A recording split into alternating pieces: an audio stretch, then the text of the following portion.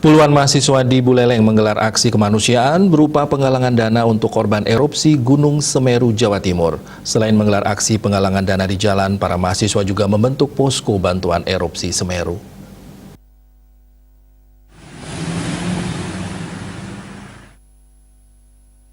Puluhan mahasiswa yang tergabung dalam pergerakan mahasiswa Islam Indonesia cabang Buleleng turun ke sejumlah ruas jalan protokol Singaraja.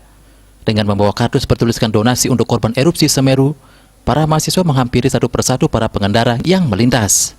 Aksi ini dilakukan untuk menggugah kesadaran masyarakat untuk membantu para korban erupsi Gunung Semeru yang saat ini berada di tempat-tempat pengungsian. Selain menggelar kegiatan penggalangan donasi, para mahasiswa ini juga membentuk posko pengumpulan bantuan yang dipusatkan di Sekretariat Nahdlatul Ulama Kabupaten Buleleng, Bali. Penyalurannya kita akan koordinasikan dengan PCPMI Lumajang, yang mana di PCPMI Lumajang ini berdekatan dengan erupsi Semeru itu, dan kita akan koordinasi dengan BNPB.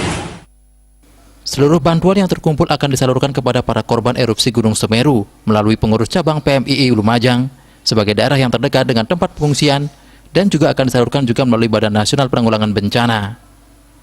Komang Yuda, Bali TV.